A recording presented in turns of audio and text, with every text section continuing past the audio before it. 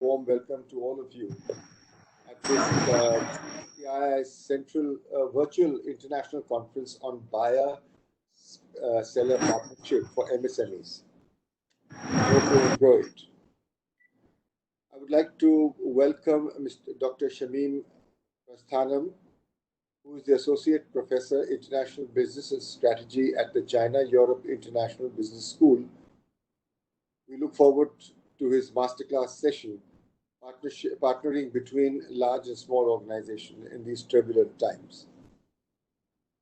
May I also extend a warm welcome to the other panelists, Mr. Shirish Bhide, who's the Integrated Supply Chain Leader, Power Systems, Cummins India, Mr. Abhay Pedse, Senior Vice President Operations, Lokim Motors Group, Godrej, Mr. Punish Chandok, Chief Supply Chain Officer, Varroc Engineering, Mr. Sarvadeep Chauhan, Assistant Vice President, Purchase, Luminous Power Technologies.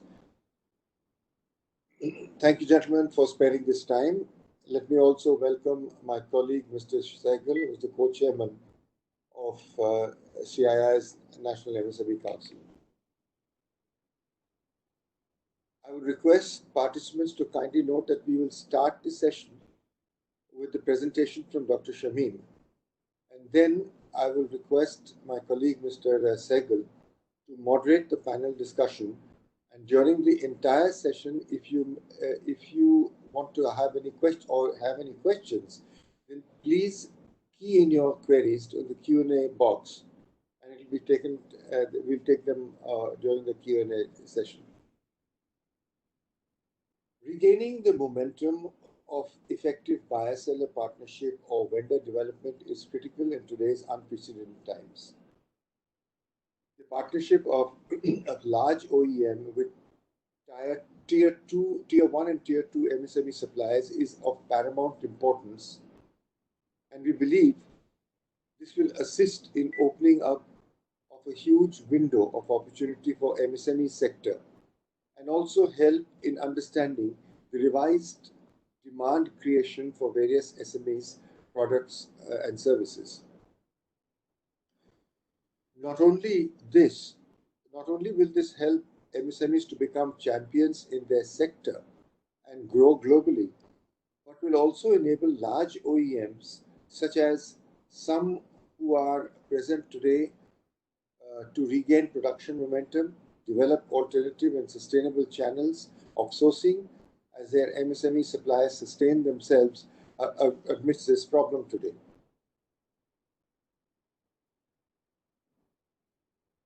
Given the importance of sourcing from MSMEs, we also welcome the encouragement given by the Government of India, especially Ministry of MSMEs, and other stakeholders to work in tandem towards a conducive business environment which is progressive in nature for our existing buyer-seller relationships and opportunists for new relationships to emerge. The overall objective as a council, which we would like to see through this regained OEM and SME partnership, is to help MSMEs to make in India for India and make in India for the world, compete with global SMEs with adoption of latest technologies, skills, and funding support. The concept behind today's entire exercise is to share knowledge on the updates, changes in functions and demands, etc. With respect to and all this will be in respect to MSMEs suppliers. We also want to make that MSMEs are aware of the upcoming demand trends, new set of SOPs, if any, changes in global trends, etc. Strategies to compete with neighboring countries as well, export strategies and boosting MSME production, export strategies, and more. Manufacturing sector in India under the new normal post-COVID is going to witness a huge change with a mix of digital intelligence, robotics, skill sets, and other technologies interventions, the manufacturing sector will be completely different than what we see them today. Therefore, the requirements of this sector would also change drastically. This will directly imply that companies that would adapt to the changing trends would lead the global competitive race. Manufacturing sector has witnessed some very significant evolutions over the time in past. One such significant evolution taking place today is smart manufacturing with digital transformation. This concept has slowly crept in due to the proliferation of disruptive technologies, smart device and smart processes. It is important that we restart our production post-lockdown. We match up to the global standards of high-tech processes. As you know, CII works towards bringing in efficiency and competitiveness to the Indian industry, especially to MSMEs. There are many services which the CII is providing, focusing towards operational efficiencies and building a culture of manufacturing excellence in the organizations. We would like all of you to look at the 9 Center of Excellences that we have, where we handhold MSMEs and take them through the processes of various sections that we require, whether it be in energy, manufacturing efficiencies, HR, and many more. So, ladies and gentlemen, without much ado, thank you very much for listening to me. May I now request Dr. Shamim Prasthanam to share his presentation. Dr. Prasthanam. Thank you very much, Mr. Somani, Mr. Sehgal, all the distinguished panelists will be hearing from, and to all of the participants, a very good afternoon. I'm normally based in Shanghai, but at the moment I'm actually in my hometown of Vellore in Tamil Nadu. So I'm operating on Indian Standard Time at the moment. And crossing my fingers desperately that the broadband connectivity and everything is going to cooperate with us. And if it doesn't, please bear with me if we need to make some adjustments. What I'm trying to do right now is to share my screen and share some slides with you. Mr. Somani, since I can see you, would you mind giving me a thumbs up if you're seeing the title slide? Brilliant. Okay. So I'm Shamim Prashantham. I'm at China Europe International Business School in Shanghai, as Mr. Somani said, and I'm in the Department of Strategy and Entrepreneurship. And for many years, I've been doing research on partnering between large and small organizations. In fact, very small organizations. And I want to share some thoughts about that and also about how this works in turbulent times. But I do want to set some expectations at the start. Mine is an academic rather than a practitioner perspective. Also, this is sort of a master class as opposed to a consultancy looking at specific problems of specific companies. And I'm sort of a more domain neutral guy rather than a domain specific guy. By domain, I mean vertical. And so taken together, essentially what I'm trying to do in the next few minutes is to share a few principles that may be useful to think about, and connecting the dots and applying that in your specific context is something that I invite you to, first of all, reflect upon, to discuss with peers, to tap industry experts and mentors, and we will have an opportunity to do that in the second half through our panelists. And I think I have great admiration for CII and everything that it's doing, because it actually has been regularly providing forums for these things, which I think are the key to learning: reflection, peer discussion, and mentoring from experts. But at the start, I just want to make it clear, what you're going to have is an academic sharing some thoughts, hoping to just spark your thinking. I'm not an automotive sector guy. but I'm sure that these principles hold relevance for pretty much any sector, and so I hope it will be useful. And in terms of, so I have a few premises to start with. First of all, we are in very, very, very, very difficult times. And so there are no easy answers or silver bullets. I think everybody is mature enough to understand that. And so really the only thing in our control is the choices we make and actions we can try, quite frankly, under heavy uncertainty. And just a final thing to say, and I'm so glad to hear the comments that Mr. Somani made. I also assume that today all companies are essentially software companies, and I don't take that, it's not original to me. This is what Satya Nadella has been banging on and on for a while now. Every company is a software company. You have to start thinking and operating like a digital company. It's no longer just about procuring one solution and deploying one. It's not about one simple software solution. It's really you yourself thinking of your own future as a digital company. And so in my talk, if you get the feeling this guy's using a lot of digital examples, I'm a manufacturing company, it's not so relevant, then I'm afraid there's a problem. Okay, so I am deliberately going to be very digital oriented because I feel we now have no choice. We're all basically having to play this game. So essentially I want to do three things. I want to start by focusing on how do we make sense during turbulent times.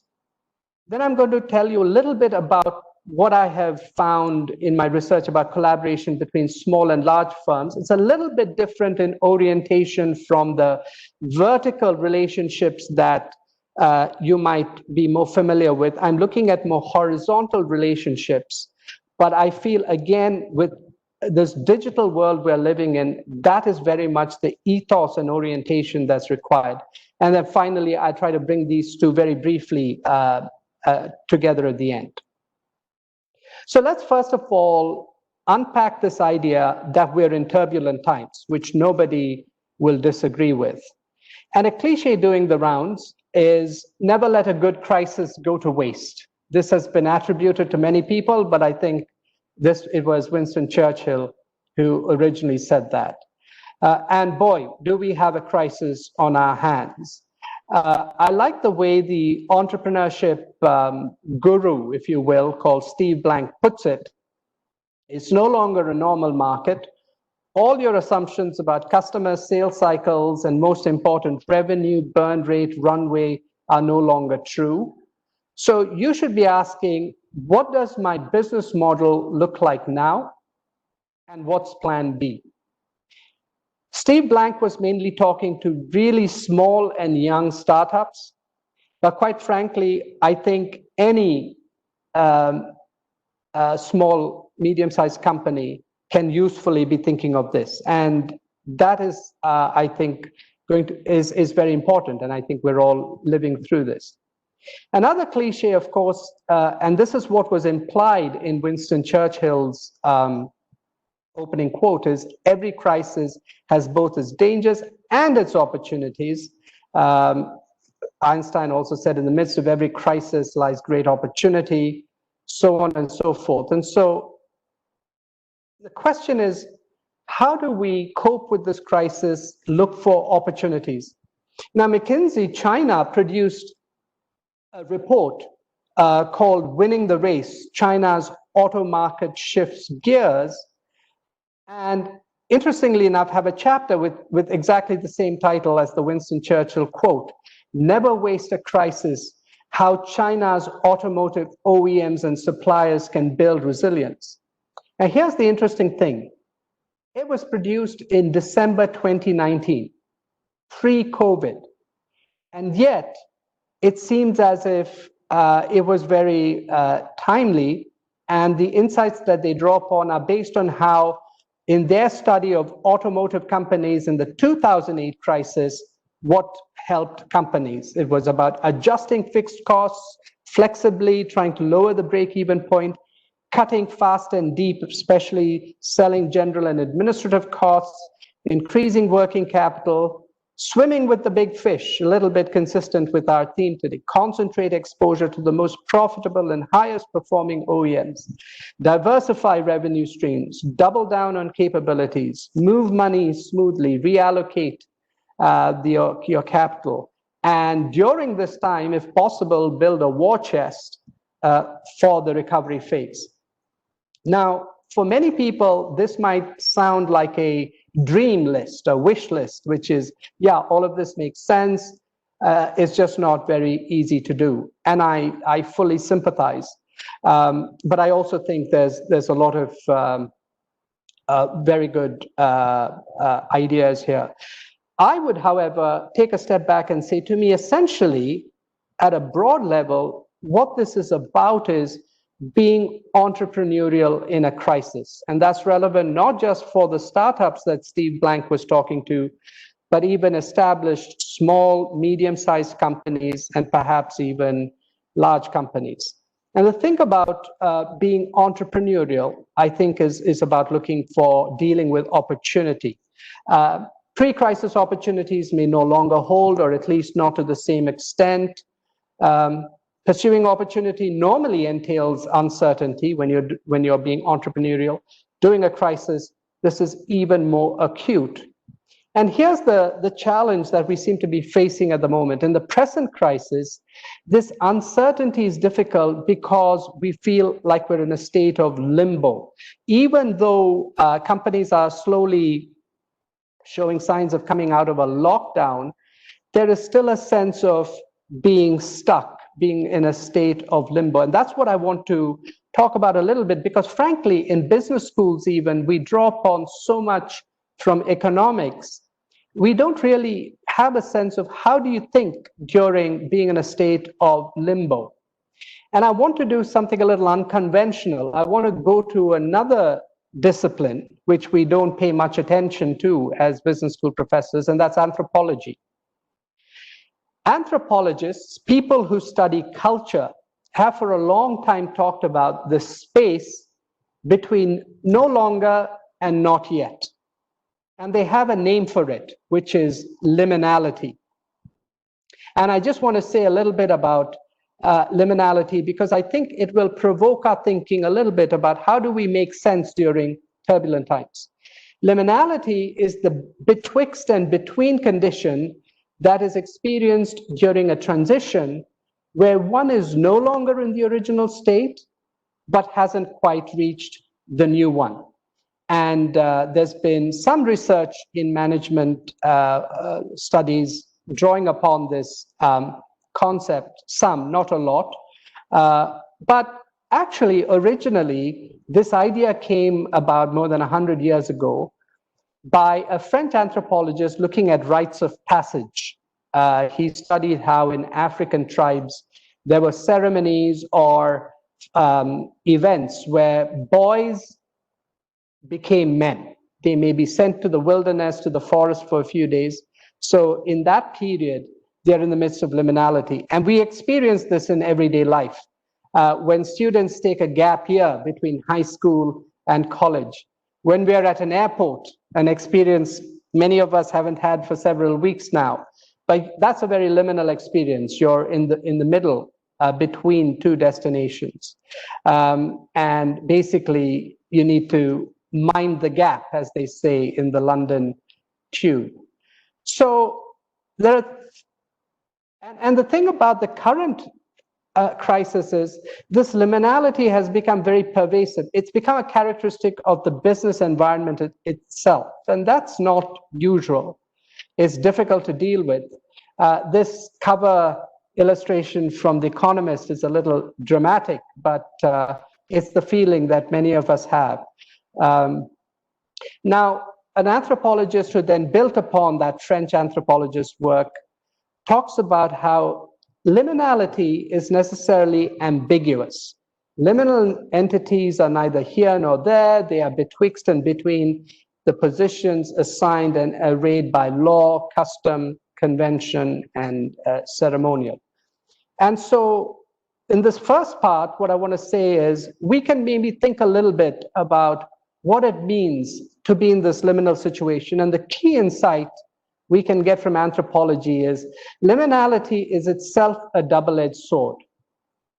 First of all, there's a lot of ambiguity. We really don't know exactly what's going on, and that can have two effects. Positive, it can help us to be more creative. Negative, it can be very hard to think clearly, and it's possible to panic. Second, in a liminal situation, actually there's a greater sense of community potentially, because there's a shared sense of everybody being stuck. So there can be a sense of solidarity, which could lead to cooperation. But there's also the downside that if you think people are being cooperative, it could lull you into passivity and you're not really trying to take advantage of the situation. And the third thing about liminality we see in anthropology is there's a sense of potentiality. There's scope for transformation. And so you can come out of the process with new capabilities that did not exist before. But there's also the possibility of overdoing, of over-improvising, of actually being more impulsive and trying to do too much. And so at the end, when you come out of the process, you're actually diminished, not enhanced. And so these are the three key things I want to highlight: creativity, cooperation, and capability building. Now, these three principles are important at any time, but first, they are especially important as in a time like this. And second, it's not straightforward to do because of this double-edged sword phenomenon, meaning it's not so easy to be creative because we can also be in a panic. It's not so easy to cooperate because we might be too passive. It's not easy to build capabilities because we might be too impulsive. But in any case, just at this point, it's worth thinking a little bit. Which of these three opportunities are you currently utilizing most actively?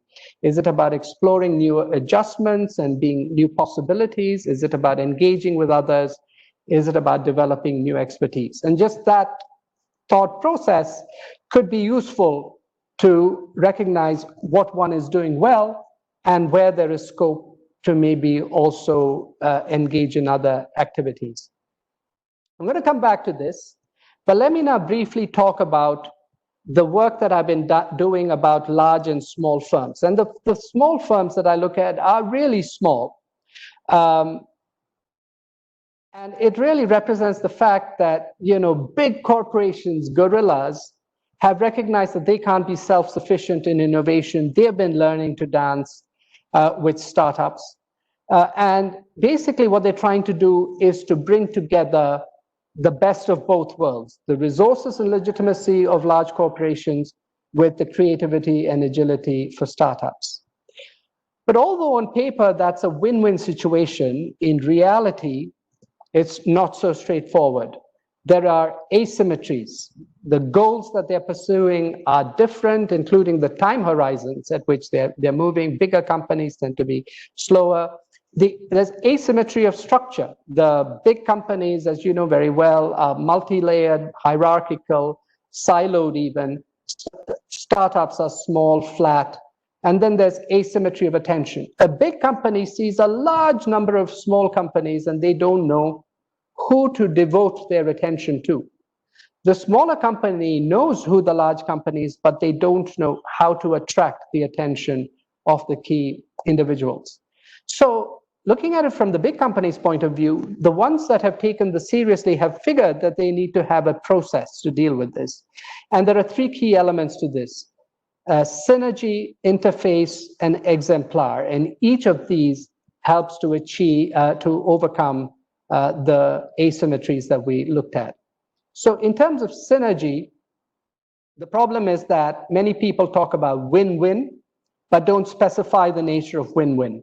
And there are many ways of looking at it, but a simple way to think about it is, are we looking at building block complementarities, or are we looking at pain point solutions?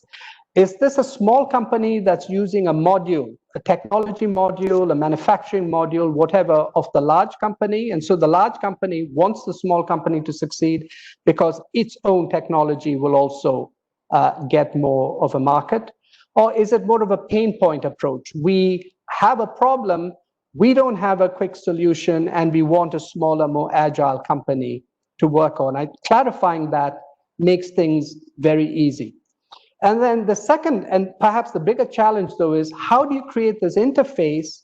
And this is especially important because of the huge structural asymmetry.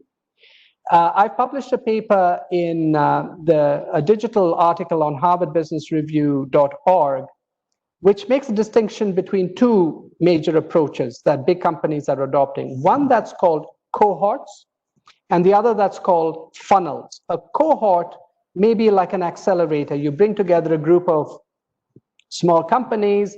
I tell my MBA students, it's a bit like an MBA program. You know, it's difficult to get in, but once you get in, everybody who starts more or less finishes, and the peer interaction is very important in this. A funnel is like the job search process after the MBA.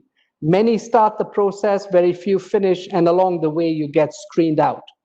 And different companies have adopted different approaches, and some companies have adopted both. When BMW was thinking about how to bring in more innovation from the outside, they adopted more of a funnel-based approach, where they sort of screen out the companies that they are exploring and then end up with a very small set. Whereas Nissan's Infinity have a program in Hong Kong, which is much more of a cohort. They bring together every year 2 groups of small companies who will be interacting with the big company, but also with each other. And what I found that the most effective big companies are doing in terms of partnering is that they showcase success stories. We do that at a business school. We ask, when we have our brochures, we put highly successful alumni. Why? We want to attract good applicants, and in this context, it helps to attract other high-quality partners. But what I found even more important is it helps the people who are driving engagement with small, innovative companies to convince their own colleagues on the inside that this is worthwhile to do. And so basically, big companies are developing a new partnering capability. This picture of Steve Ballmer with the Nokia CEO, Stephen Elop, isn't to show that this did not quite work out. It's to show that birds of a feather tend to flock together. And yet the same Steve Ballmer is shaking hands with a guy called Qi Guosheng that even in China, many people haven't heard of. Much smaller company, and yet had done enough innovation using Microsoft technology to attract the attention of global leaders. And this is a few years ago now. This was the beginnings of seeing this attitudinal change. And now, today, big companies are so much more interested in looking for innovative small partners. Last year, Doug McMillon, the CEO of Walmart, was in Shanghai. In fact, he had just visited India, then he came to China, and I was privileged to share exactly the sort of slides I'm sharing right now about big and small companies working together. And he was observing some of the small, innovative Chinese companies that they were partnering with for innovation.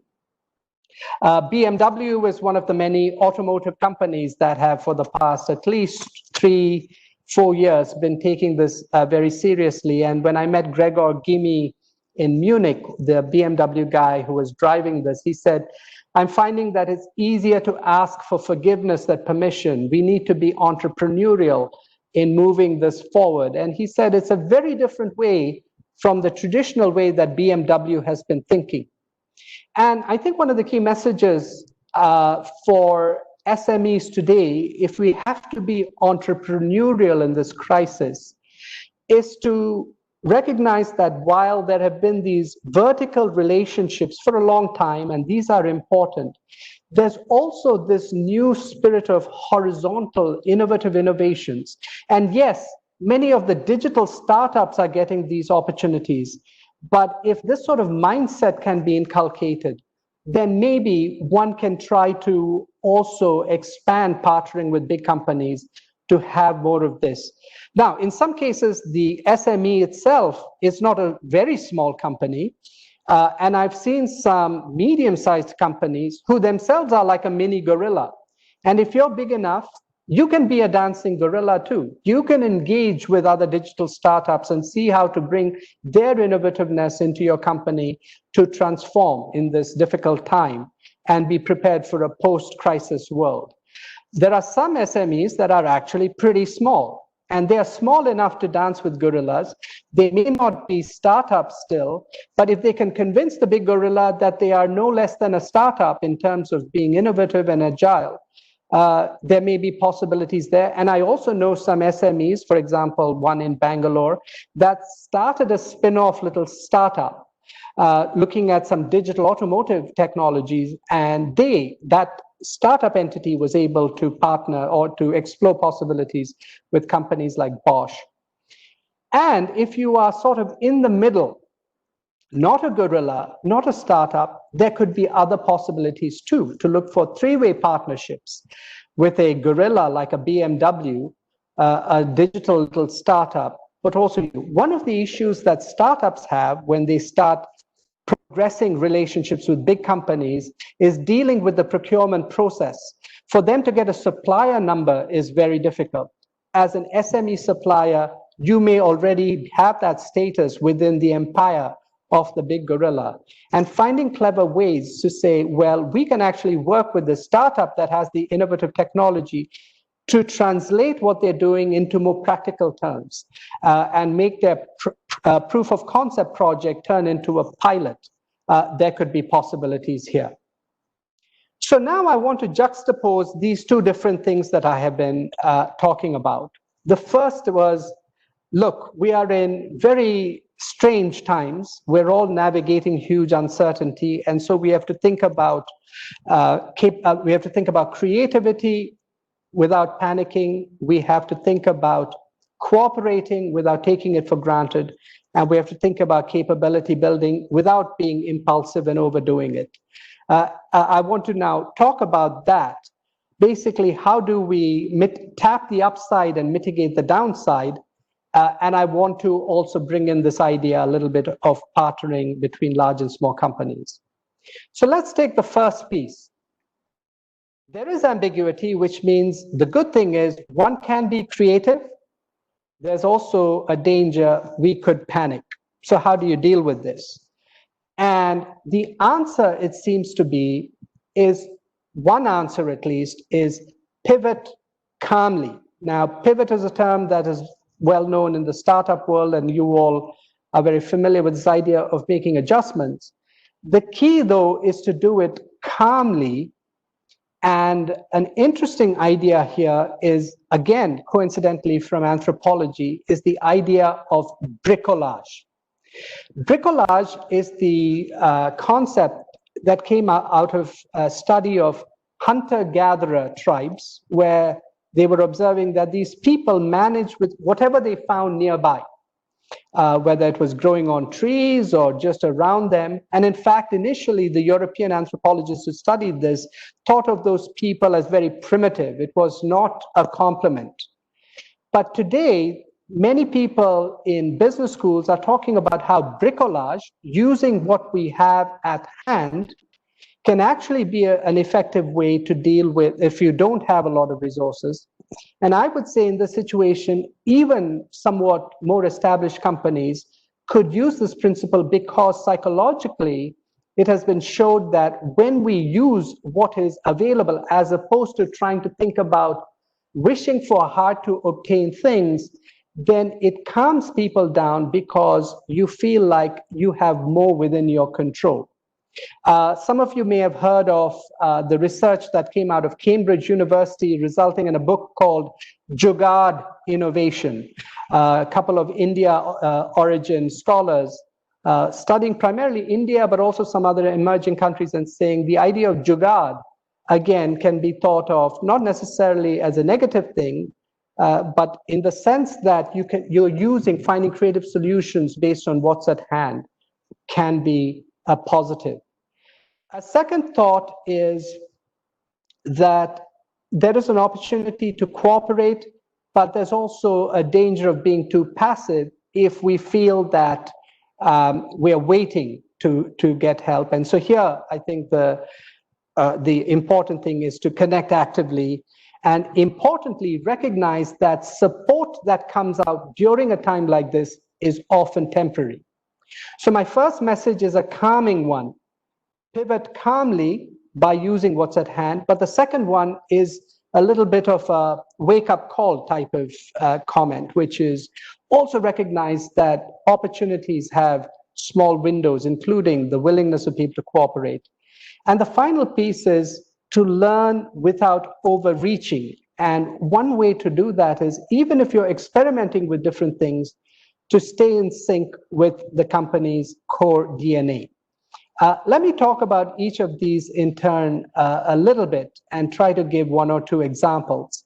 And to relate this back to what I was talking about, big and large companies, thinking about creativity and pivoting can open up new synergistic possibilities between small and big companies. Now, the next example I'm going to give you is not directly relevant to automotive, but it may still provoke some ideas. Hai Nu is a startup in Shanghai. The entrepreneur has Asian roots, but grew up in France, and so it even attracted attention from President Macron when he visited Shanghai. And they always had a home monitoring kit for elderly people, but there was a fairly simple pivot they had to do to add some COVID-related components, and then all of a sudden they could create an anti-COVID home monitoring kit, which got the attention of a big company, of another big company called Saint-Gobain, which is a French company, as you know. But that principle we are seeing also in the automotive industry. And you know this much better than I, those of you in the industry, the global auto industry pivoting to fight COVID-19, finding, basically redeploying resources and quickly trying to find ways to develop much more in-demand products and so on. And it seems as if this has been happening in India as well. And so that's the basic principle we're talking about here. But the added dimension is, from a small and medium-sized company's point of view, is to think about, well, what do we pivot to? And are there new synergies to work with companies? Now, these next few examples are a little bit more sort of digital startup type of things. This is a healthcare, primary care service, which was 90% in person, 10% telehealth, and then within 2 months became 90% telehealth and 10% in person. Sorry, I think that's a typo. In China, there's an AI company, and now they have added a device to glasses so that security guards can detect if there are people nearby whose temperature is elevated. A US-based tent company has pivoted to now use their expertise to have health and medical applications. An architect is using shipping containers, turning them into plug-in intensive care pods. I think railway carriages are being used in India. And then online modular home seller, mini offices now being brought into the home. These are all just examples to get our creative juices flowing. The key is to think about, what is it that we can do differently? I was hearing about a manufacturing company that had a very small interest in generators, gensets, but then suddenly found that there's an upsurge in demand for gensets from hospitals, and they are quickly turning their attention to that. In the automotive industry, we are not seeing people being moved around a lot, but we're seeing goods being moved around a lot. In China, there's been a huge rise in logistics, and so some SMEs in China have been quickly pivoting to try to address that new opportunity. This is just a fun picture from Holland of a hairdresser who's actually using an umbrella to practice social distancing. I use this as an example to show how we can use what is at hand. It's a principle that matters because we know we have to change, but if we want to do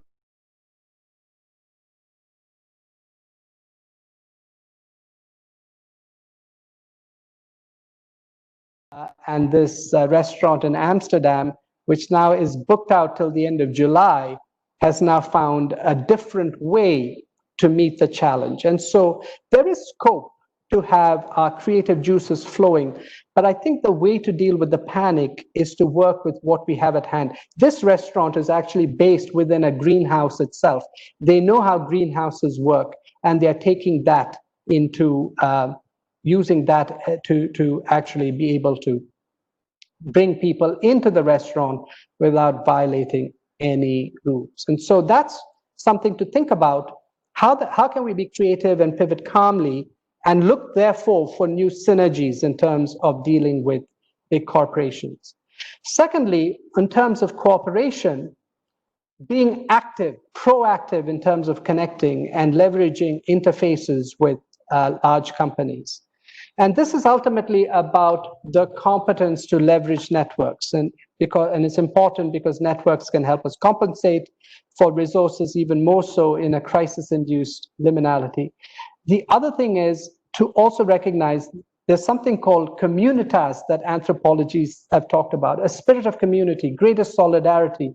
In a crisis, more people may be willing to help each other. One of the fascinating entrepreneurs I've met is called Payson Johnston. He has this fintech startup in Silicon Valley, and they focus on helping on supply chain finance, particularly on helping SMEs to manage their cash flow, which is probably one of the most important challenges at the moment. And he said, typically, many large enterprises we have talked to do not care about their small and medium-sized suppliers. There's a lot of lip service, but when you talk to them about improving cash flow in their supply chains, the question always is, what is in it for me? Right now, he's found something different. We have had at least 5 multinational corporations approach us over the past 5-6 weeks to ask how they can utilize their fintech solution to help save their SME suppliers or merchants. And so there is a new spirit of cooperation where even big companies are recognizing their SME suppliers are important to them. The thing to realize is this is not going to continue forever, but there might be a spirit of cooperation that one can act upon quickly. Now, the BMW Startup Garage guys have left BMW. They still work with BMW as a vendor, but they have started something called 27 Pilots, and they recently launched a program called Startups Against Coronavirus. So basically, they are helping large corporations to get new solutions, for example, to deal with remote working or social distancing from startups. Somebody else from INSEAD has also picked this up and used this as an example. And I want to highlight one example in particular. There's a startup called Lena.ai. Now, this is a startup from Pune in Maharashtra who, through this platform, this interface, have worked with Lafarge Holcim, a Swiss company, which is one of the largest cement companies in the world, and have helped them to deploy a chatbot solution to deal with the workforce remotely in Latin America. Indian small company working with European big company to solve a problem in Latin America. Now, I know some of you may be thinking, well, we are a manufacturing SME, they're a digital startup. But I just want you to see the new spirit of cooperation that's happening that will not last. And are there ways to create opportunities where you say to these people, well, include us in the mix, because for our particular vertical, we will be able to bring in another dimension, the manufacturing expertise, or to help to try out these small projects as pilots to find a way to come in. There is a spirit of cooperation at the moment, but the moment can pass. Cisco have what they call a launch pad in Bangalore, and they have been trying to help some of their small companies. By now, some of them are no longer startups, to try to help them pivot and become relevant to the pandemic situation. One of them is called SenseGiz, I guess, and they recently won a prize, first prize for the Ministry of Human Resource Development challenge. They were never targeting the healthcare sector. They basically had a trace and track kind of technology for home security or office security, but now they've pivoted and try to find a way to apply this to track and trace COVID patients, and Cisco has given them support. Again, a spirit of cooperation in a time of crisis. And so I'm sure there will be ways in which one can be thinking about it. I see these as excellent examples of dancing with gorillas in turbulent times. And even if you find it difficult to relate to these specific examples, the broader point, I think, is what this is essentially about is an even greater appetite for open innovation, for looking beyond the boundaries of companies. And this as a concept has been shown to be relevant even for automotive SME suppliers. And this is a mindset shift from being a supplier that's just taking orders and operating vertically to saying we can also come in as horizontal partners. It takes some convincing sometimes to show the big company what you're capable of. But the point here is that one should be able to now look for these opportunities actively. And I'm sure industry experts and mentors will be able to even be more helpful and specific in identifying these. And then finally, in terms of capability building, learn without overreaching. I want to remind you of this last concept of exemplar. Being somebody who's already seen as a success story. This is a company from Ghana, which started in a previous crisis in the Ebola. And they got to work with Bayer, the big German pharmaceutical company. And now, when COVID happened, they were already in a prime position to be of service to their local communities in West Africa. What is my main point here? My main point here is that opportunities gravitate towards exemplars. And if you are a small and medium-sized company that has already been good at working with large companies, now you will be able to leverage that even more. There is likely to be opportunity. Boeing is saying we can do more in India. We have been working towards skilling and upskilling Indian MSMEs, and we've quadrupled our sourcing. Now, what does that mean, however? It means that the companies that are going to be able to take advantage of this are the companies that are already sort of attuned to partnering effectively. And if you are still not quite there, then it's about making sure you're part of an ecosystem where that capability exists. A lot of people ask me whether China is now going to be shedding opportunities that move towards India. And I'll be happy to discuss this, especially on the panel, from what little I know. But again, I think this is not going to be something that everybody gains from. It's going to be the exemplars. And so recognizing what you already did pre-crisis, where the capabilities are, and leveraging this, and of course, looking at what else one can add in this time. When there's change, there's opportunity, as Jack Welch has said, but I think the real question is, are you ready? And so that's, in fact, very often my response to this question about, will there be opportunities coming over from China?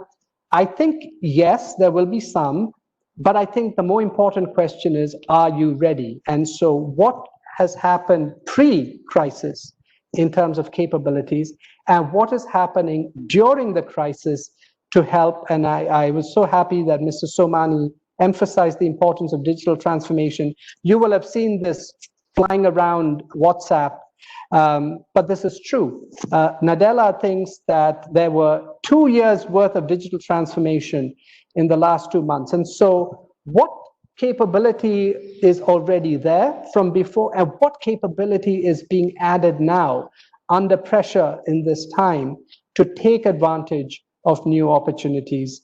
I think it's going to be important, but I add the caveat that this should be done in a way consistent with one's DNA. I'm now rapidly going to finish.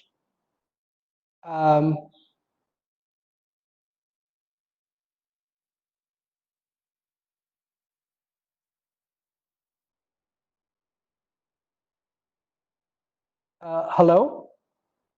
Okay, so let me quickly wrap up now. So basically, as I said right at the start, I'm not here to give you sort of very specific industry-specific solutions. I think that will come out in our panel discussion. My goal here is more to provoke your thinking in terms of certain principles, and I see three important ones at this time. Pivot calmly.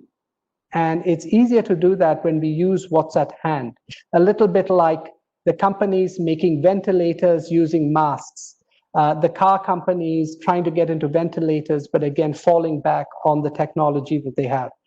And leverage the urgency of this crisis to focus the mind on potential synergies to be able to have a broader partnering with large companies. Connect actively, recognizing that support may be temporary, but do leverage the expertise and interfaces that does exist. Like, for example, the BMW guys who have this initiative that allowed a small company from Pune to have partnerships outside, and learn without overreaching, in sync with one's DNA, leverage the pre-crisis capabilities that one has, or look for the people who have been good at that, who may be able to take you along. And of course, use this as a time to learn and further the digital transformation process. Thank you very much. I'm going to stop here for now, and I'll be very happy to take any questions. So thank you very much, Dr. Shamim. It was indeed very nice indeed. Beautiful presentation. Thank you very much. And I'm sure people would have questions to ask you. So just before we can go into the panel discussions, we can take a couple of questions if there are. Could you please, if there are any questions, do we know?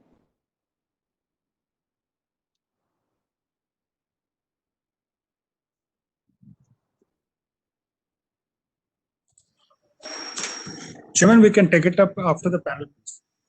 Fine. Sounds good. Okay, brilliant. Great. That'll be all right. Thank you. Then can I ask Ashokji, would you now please take over? Right. Thank you, Mr. Somani. Now again, I'll just name the panelists, which Mr. Somani has already done for this next session. I'd like to welcome Dr. Shamim, who has just spoken to us, Mr. Sirish Bhide, Mr. Abhay Pense, Mr. Puneet Chandok, and Mr. Sarvadeep Chauhan. We have about an hour for this session, and just spelling out the flow which we have kept in mind with 6 speakers, if we try to manage in 10 minutes each, and I will give a signal when you have at about 8 minutes to let you know that you should signal wrapping up. That should leave us some time for some important insightful questions we may get from the participants and audience before we close. But please complete your ideas, and I think we can always have a bit of an overflow, especially since we have some extra time right now. Now, as MSMEs, we're all eager to hear from our panelists on 2 broad questions, and I would request each panelist to share the perspective on these points. First is that amidst this COVID-19 pandemic, what are the changes which have taken place in your production units? What are the changes in your process of production, and how has the work restarted, to what extent? How is the health of your workers and staff, and do you see that you'll be able to build up in what time frame? The second part is specific to your partnerships with MSME suppliers. Have you been able to convey any new message to your MSME suppliers about this pandemic and how best to deal with it? We want advice from you. You are the big guys. The MSMEs can learn from the amount of intellectual mass which you can bring to address to whatever problems arrive. So what are the new updates which you would like to convey to your suppliers with respect to your standard operating procedures? And here I'm not just relating to the COVID-19 health protective, safe distancing and things like that, but what are the operating procedures from a business point of view, and regarding your procurement, your product modification, and of course, if there's anything on quality and hygiene which you would like to suggest to your MSMEs and recommend to us that we've tried this, it seems to work well, and please do try it at your end also. So share with us what we should be aware of as thinking coming from people who are our buyers and important customers, and in a position to bring more resources to find good solutions that will work in these circumstances. So first panelist I would ask to speak is Mr. Shirish Bhede. He's the Integrated Supply Chain Leader of Cummins India Limited. Mr. Bhede is an engineer. He's a member of the Institute of Cost Accountants and an MBA from the USA. He is responsible for 5 plants of Cummins in India, located at various places, leading a team of 250 plus managers and about 3,000 plus shop employees. Earlier, he has worked with Honeywell and Mercedes. So all great companies and with great experience and good advice to give us. I understand Mr. Bhede has also prepared some slides to share with us. So Mr. Bhede, over to you. Please share your presentation with us. Presentation. While I will try to do that, let me know once you start seeing my screen. Certainly. Just looking at. That is the one.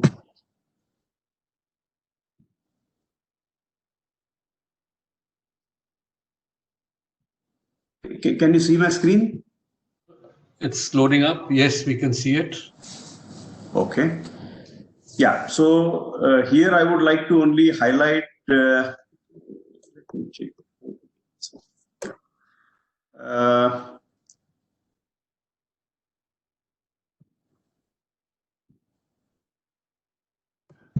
Okay. So I would like to bring across only a couple points and not going into details, but basically what I will talk about is Cummins is having a operating system called Cummins Operating System based on Toyota Production System. And one of the practice number 8 we have is where we're treating all our suppliers as partners. And we have about 250, close to 250 suppliers who are registered as MSMEs.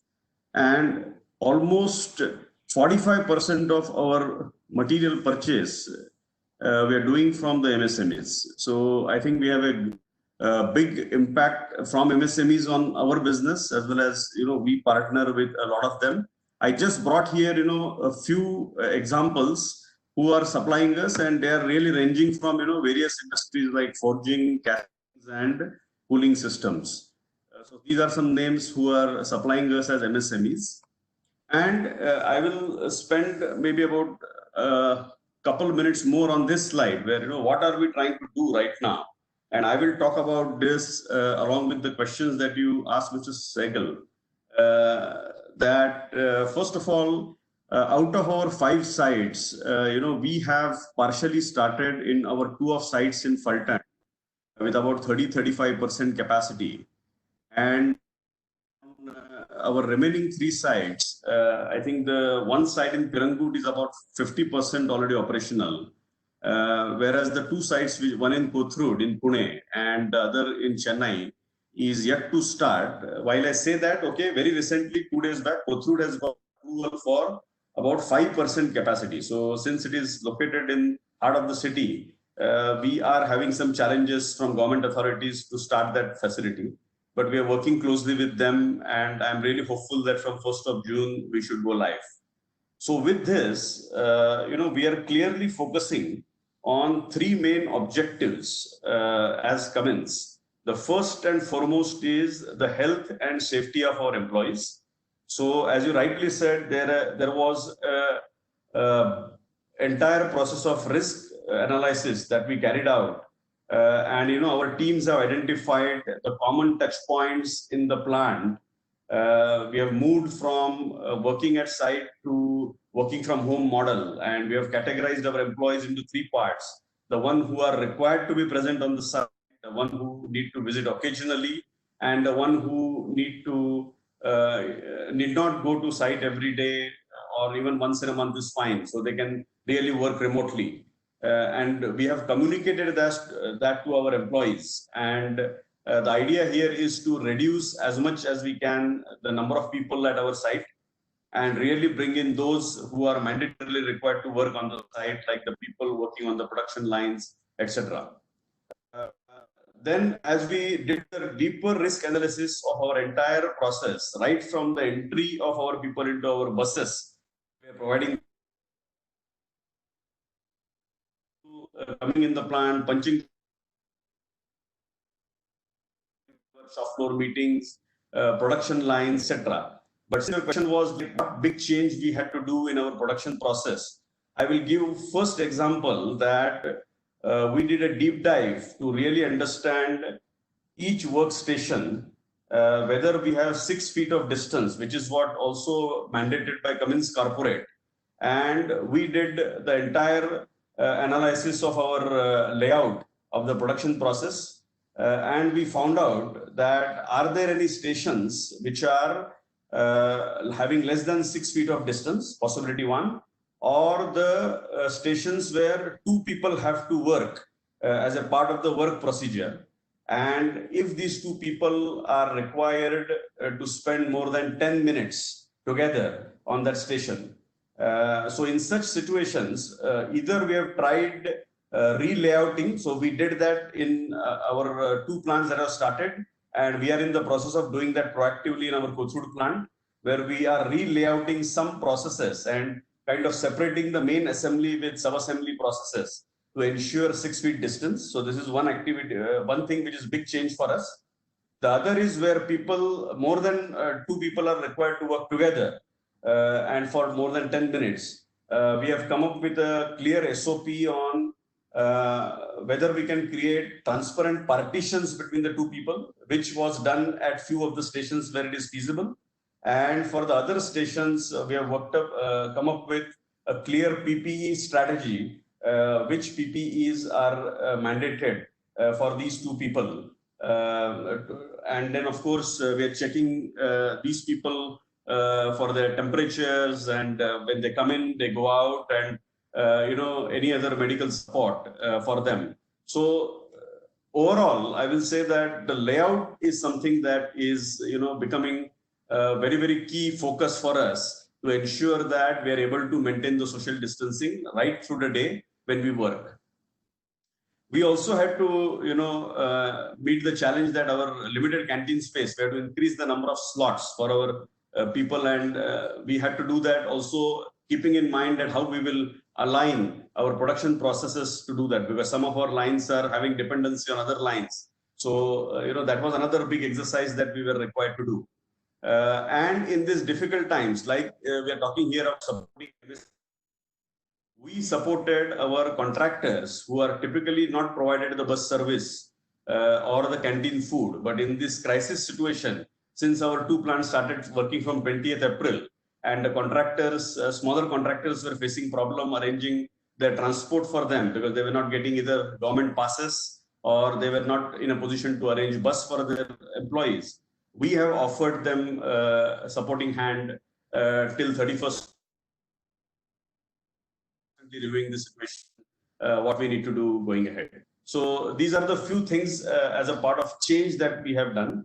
I think what I would suggest, and while we are doing all that, we notice that social distancing is something which is not culturally something that our people enjoy, as well as it is really not in the culture of India. You will see in the road traffic, the 2 cars are coming very close to each other, and so do people when they meet each other.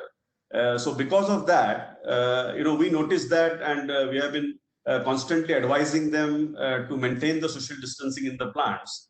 We have come up with 2 things. One is wherever we have CCTV cameras in place, we are without names of the people, but we are advising them the number of incidents where camera has noticed that social distancing norm was not followed as an information or heads up to the people. And number 2 is we have created some new concept called social distancing coach in our plants, and these people are trained especially and their job is to advise people if they are found not following social distancing norms. So this is something we are trying to do to build awareness in the teams on the ongoing basis. And we feel that in last 1 month, when we're operating in Fulton, we have found a significant improvement in the incidences where people were not following earlier the social distancing norms. So that is one concept. Probably even it would be useful for MSMEs, in my opinion, because this is something where we have to build that culture and train our people's small brain so that they're used to these social distancing practices. So yeah, that's pretty much I had. And then apart from that, for our suppliers, we are sharing with them the video clippings of what improvements we did in our plant. I think very famous one viral on the WhatsApp and other groups is hand-free sanitizer dispenser, as well as there are some other best practices we found out where since we identified in every plant some common touch points by the nature of the process or nature of the activity we do, we have increased the cleaning frequency in those areas. So we share all these best practices with our supplier partners and encourage them to do the same in their own plants, because our sustenance is depending upon their continuity. So we don't want any of their employees as well, getting impacted because of Corona or COVID situation.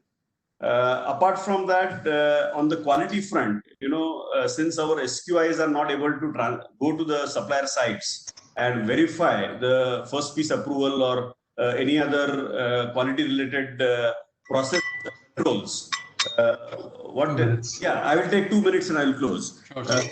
Yeah, so in that case, our SQ function has found out an innovative way where, with the permission of some of the suppliers, they are actually taking the video shootings of these suppliers through which they are verifying these controls are in place, and they're also giving some suggestions so as to make those controls robust in case there any gaps are found.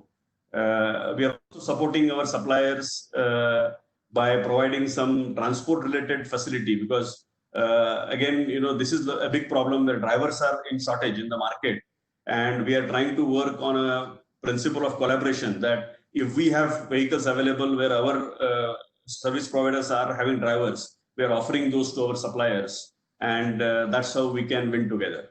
So these are the few examples I thought of sharing with the team. Thank you.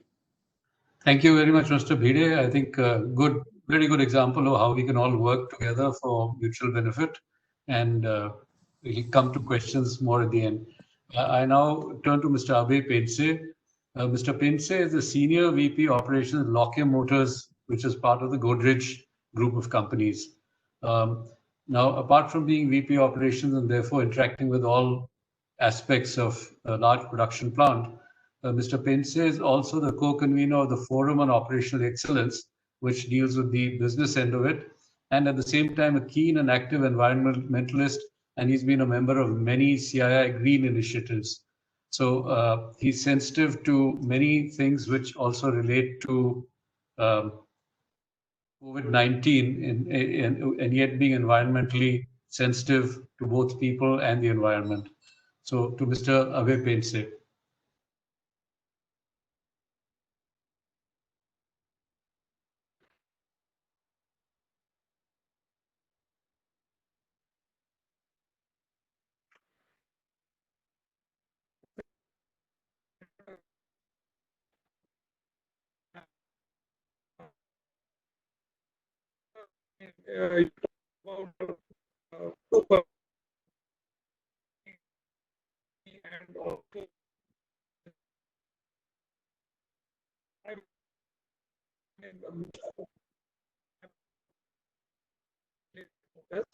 And we have 3 plants located at Sherwood. We manufacture appliances at Sherwood, one team and our division manufactures all 3 within the vicinity of 5 kilometers at Sherwood.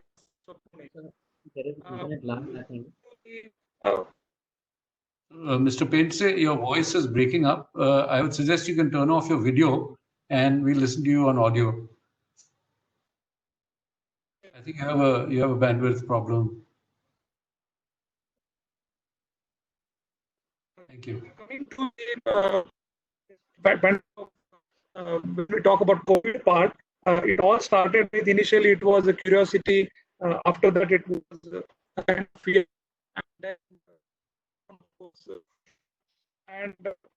after that.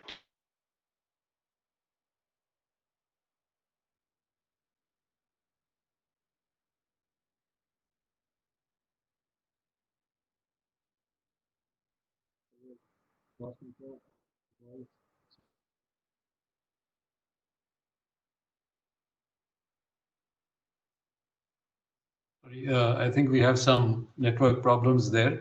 Vignesh, any technical comments or advice?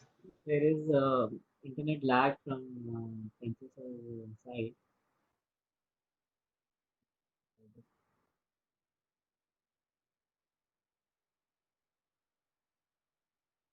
Mr. Painter, can you hear us?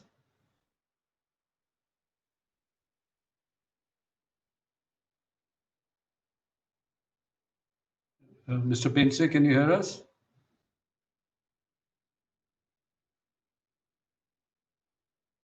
Mr. Painter, if you'll excuse us, I think we. That they start hitting each other.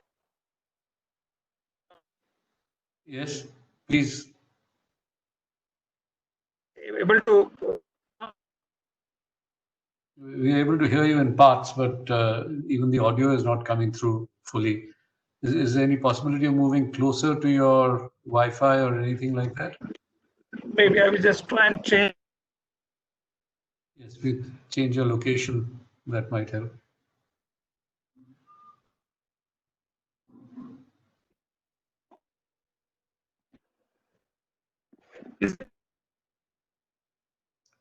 Yes, it seems to be better, Mr. Painter. Please, let's try again.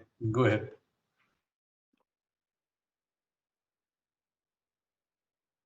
One of the initiatives is about creating awareness about COVID and try to reduce in the communities or villages, etc. That was one thing what we need to do. One of the positive sides, I mean, if we have to say positive side of COVID, we always talk about the what should I say? Yes, cleanliness, hygiene practices, which has actually now people, and maybe by force, but at least people have understood the importance. We started seeing a lot of positive impact on the cleanliness, be it in toilets, be it in canteen, compared to we used to have. So, of course, the sanitizers, hand washing, those things are there, but using it with true spirit is what we are trying to inculcate into the with people. We are trying to reach out up to the families so that even at home, the start. I mean, getting the real spirit of it. We have decided to change the uniform, also the uniform color. We have now started putting the white uniform, white shirt, so that even any kind of dust, etc., you should be, rather than a typical blue, wherein you can get away with, even if it is not washed for some, you can get away with. So those kind of things which are the seem simpler, but really help. Another change which has happened in operation is the culture working from home or working remotely. And initially it was quite a bit of problem, but now even up to supervisor level, everybody on their smartphone have the Teams meeting app, and everybody calls for the meeting. We are able to do the meetings not only within the company but with the supplier, and so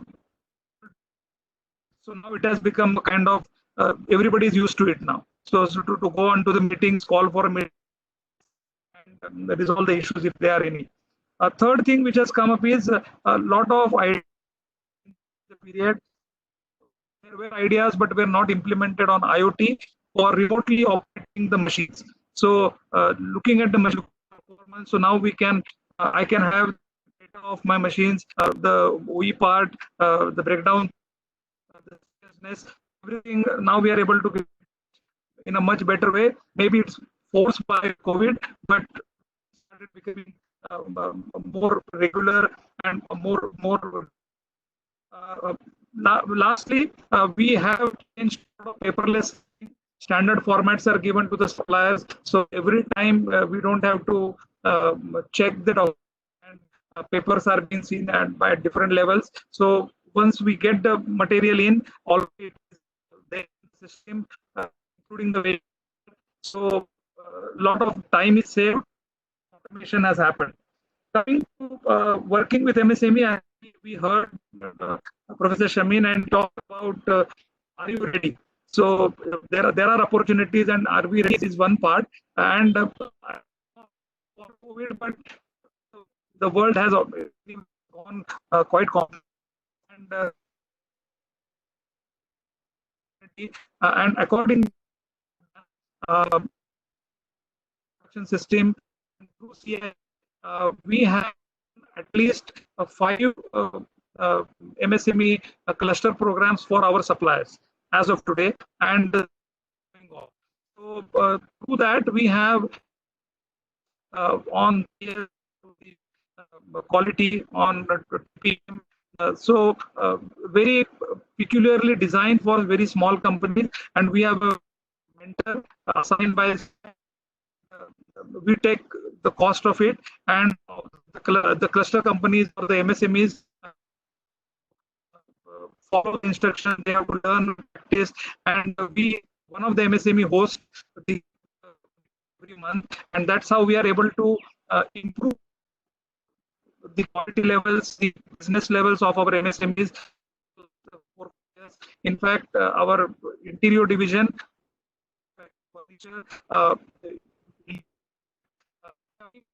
Another cluster which we work is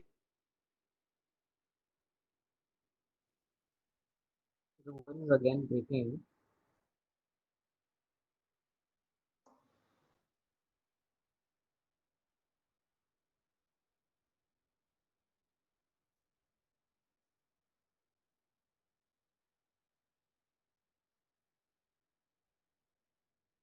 Mr. Painse, can you hear us?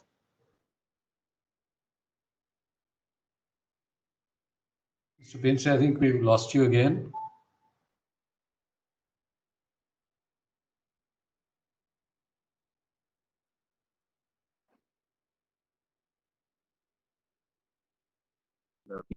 ready for the any kind of opportunity. And the COVID situation has really came handy. A lot of sanitizers, I mean touchless dispensers for the sanitizers. Then I mean nobody has to water tap. You have the sensors, and as you go nearby, you get.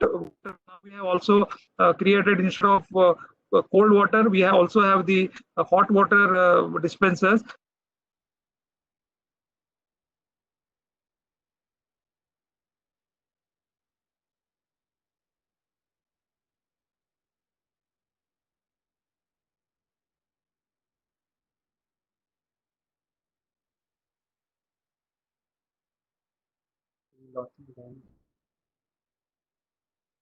Mr. Painse?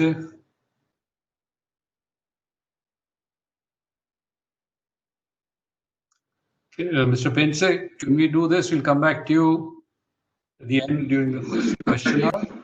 Is that okay? I mean, no problem, because Right. yeah, that's okay. Thank you. Thank you. Thank you. Yeah, I hope we can have better connectivity at that time. It just happens in between many times.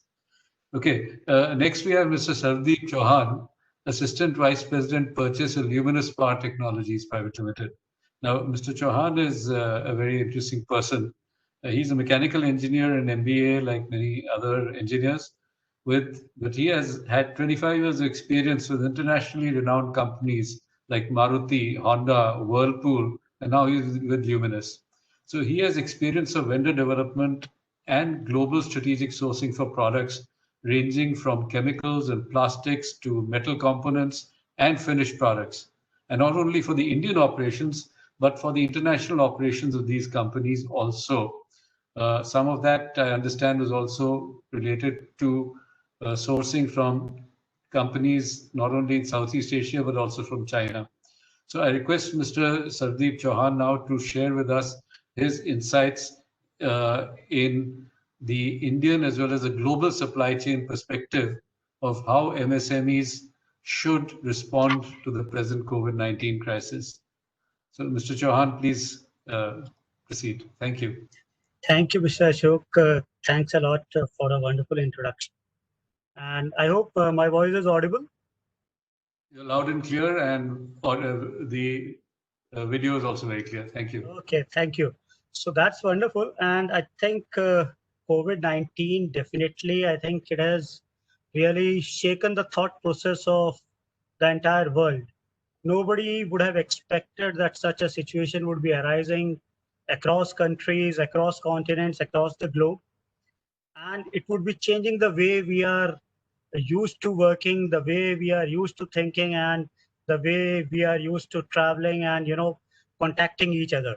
So the whole scenario has changed. But I think I would definitely agree with Mr. Shameen that yes, how is it we look at the things and whether we are able to think of an opportunity in the crisis is what separates the men from the boys.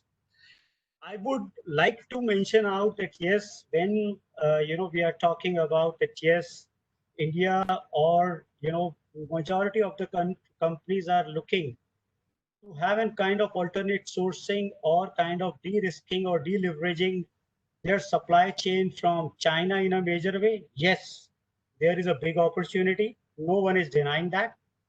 But how prepared are we as Indian companies, as Indian MSMEs? I would say there is still a big gap which we need to cover to make ourselves capable enough of not only making in India, but also making for the world. And why I'm saying so? Although, I would just like to touch before, going into that direction that yes, as Luminous, we have been taking necessary measures to help all our MSME suppliers because over 70% of the buy is from MSME suppliers. We had done a kind of, virtual connect with all our suppliers a month back itself, wherein we had requested them that yes, what should be the precautions they should be taking with respect to safety, health, and hygiene of their employees. And when they are planning to start the operations, what are the government guidelines? And secondly, what we have done to help them out is in terms of managing their capital flow is we have tied up with certain banks to ensure that they don't face any liquidity crisis. And we have got their invoice discounting or bill discounting mechanism established with the banks so that they are able to function and are able to meet their liabilities as and when required. Now let me come to the topic which I was discussing initially that yes, how prepared we are to take the opportunity which is now in front of all of us. I would like to touch upon the global competitive index. It is a kind of index which is published globally, and it rates the different countries on 12 pillars. I would not like to go into those 12 pillars. My basic feel and thought to all my team members here who are listening to me is it is at a different stages of development that countries are categorized to. First is factor driven, second is efficiency driven, and third is innovation driven. So based on these 12 pillars, you are rated and you are categorized in what stage you are. And unfortunately, I would say as a country, India, we have moved from 54th position in 2015 to 68th position in 2019 in this global competitive index. And we are still considered as a factor-driven country across the world.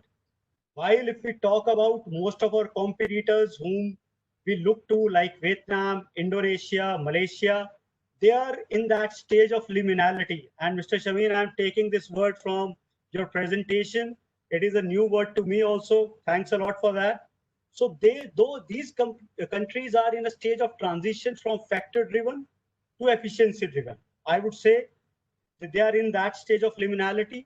And all the developed countries, like we talk of South Korea, USA, Singapore, China, they are into stage 3. That is, they have moved to the innovation-driven countries, wherein when they are thinking of establishing the companies or the startups, they are thinking as a big nation to drive innovation in whatever they are trying to do. So that is where I think we all need to think that how do we move our country and our manufacturing from factor-driven to innovation-driven country in the times to come. Now, let me come to certain specifics that yes, what we should be aiming as MSME for in the short term and in the long term.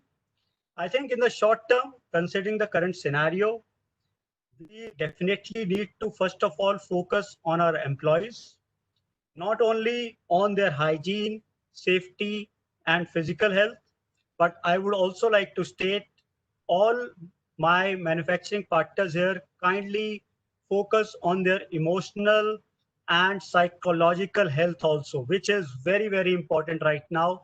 And they need that support in a big way because the kind of situation we are in, nobody had seen this situation earlier. There would be a lot of doubts. There would be a lot of apprehensions in the mind of the people, in the employees. Kindly make sure you are able to connect with them on all these parameters and are able to ensure them that, yes, we would be able to get out of this very soon.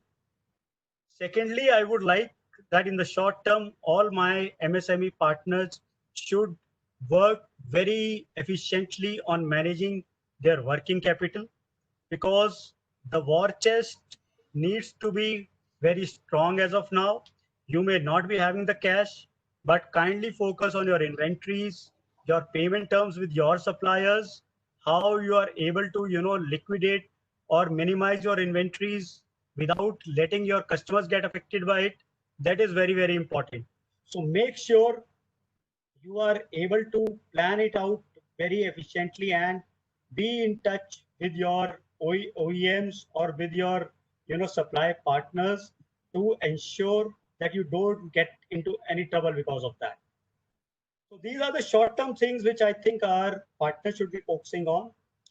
On the long-term aspect, I would say, and again, Mr. Shameen, I would like to take or borrow something from your presentation.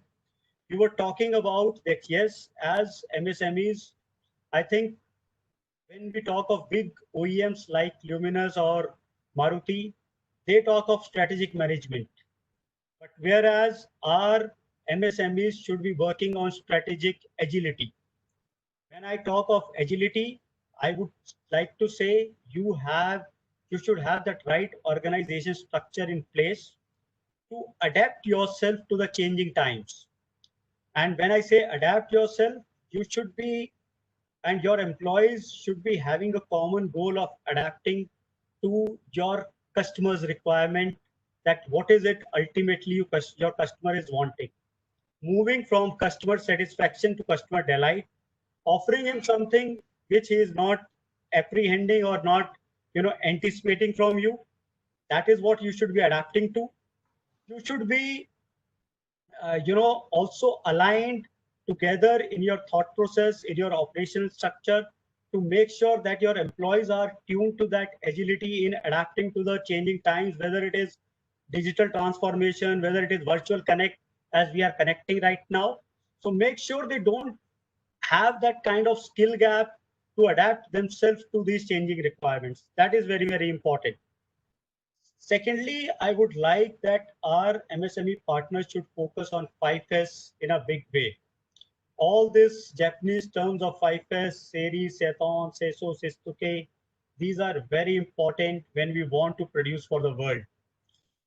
As soon as we are entering the manufacturing location, we should get a feel that yes, we are entering a very neat and very, tidy space wherein it is not a manufacturing location, but as if you are entering your home. I would like to say that as I was taking care of international purchasing, working on a lot of, developing new suppliers, we still, as manufacturing locations, we need to work a lot in adapting ourselves to this 5S culture, and that should be a part and parcel of the culture of our day-to-day life, wherein all our employees, all our workers should be tuned to that way of working and aligning themselves accordingly. Third aspect I would like on the long-term basis is definitely the quality aspect. We need to have our trained manpower who are, having a very kind of minute eyes to our, design FMEA, to our process FMEA, to identify that, yes, which are the critical processes in the whole manufacturing chain, wherein we should be deploying our, process capability studies and which could affect the quality of the component. Fourth aspect, I would say, 2 minutes. 2 minutes, please. Right, Mr. Ashok, I would like to sum up in 2 minutes. Fourth aspect, which I think companies should be focusing on, is definitely a 2-digit cost efficiency. And I think most of the team members would say, what is it I'm talking about? How is it possible in current times? But to give you an example, I think first of all, try to focus on low-hanging fruits. Indirect purchase, which is a very neglected area in most of the MSME firms and constitute 25% of the total buy. If you would work out closely with your purchasing team, I think you would very easily be able to get 7 to 8% productivity out there. Apart from this, kindly focus, look at your raw materials, look at your scrap generation, look at your process efficiency, look at benchmarking yourself with the best of the best in the world, and you would be able to surprise yourself that yes, you would be able to identify the opportunities which would be able to give you a 2-digit cost efficiency.